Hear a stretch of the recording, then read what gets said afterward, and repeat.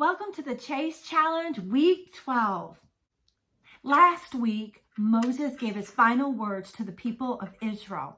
He passes away, and the leadership of the Israelites transfers to Joshua.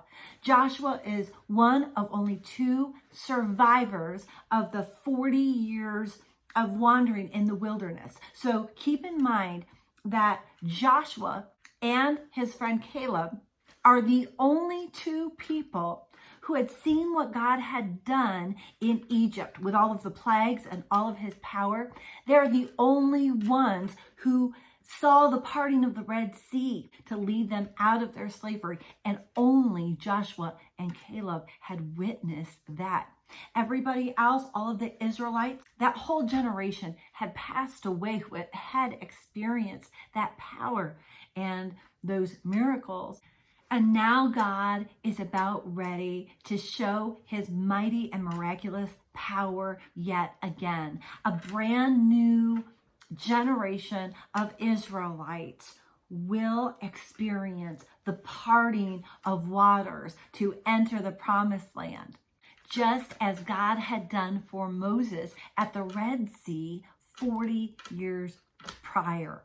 This week spans a period of about 25 years from the entering of the promised land, the defeat of Jericho, to the conquering of the promised land. Joshua takes them in. They defeat the lands of the south. Then they defeat the lands of the north. And then God tells Joshua to divide the land up between the 12 tribes of Israel. Now, remember, Israel is another name for Jacob, Abraham's grandson. Remember, Abraham, Isaac, Jacob. Jacob's name had turned to Israel, and the Israelite people are the descendants of Jacob. Remember, Jacob had 12 sons, and the 12 tribes of Israel are the 12 sons, the descendants of the 12 sons of Israel. So you will see how the land is divided up between Jacob, also known as Israel's 12 sons or 12 tribes. The questions to answer from this week's reading are this. Number 1, when the Israelites enter the land and they begin to conquer it, people know about them. These nations are scared because they've heard about what happened to the Egyptians. They heard about the parting of the Red Sea. They heard about the kings just east of the Jordan and what happened to them when they would not let the Israelites pass through their land. So they were scared. They were ready. They were making plans to save their own lives.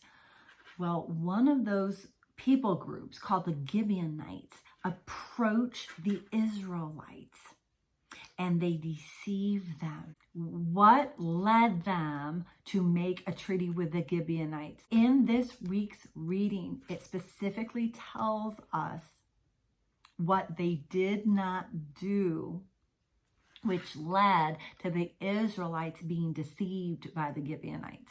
So I want you to answer that question in this week's reading. Why were the Israelites deceived? The second question, God tells Joshua to distribute the land between the 12 tribes of Israel, but one tribe does not receive any land. They do not get any land allotted to them. They don't get a territory. Why? Towards the end of this week's reading, Joshua shares his last words with the Israelites before he dies at 110 years old. Joshua reiterates the story of God's faithfulness to them as a nation. He begins with the story of Abraham. How does he describe Abraham's father, Terah? Finally, in this week's reading, we are told what happens to Joseph's bones. Remember, so many weeks ago, Joseph's dying wish is for his bones to be taken out of Egypt. What ends up happening with Joseph's bones. Take in every word that God has for you in this week's reading of his word, the Bible. Keep chasing after him because he's chasing after you. I'll see you next week.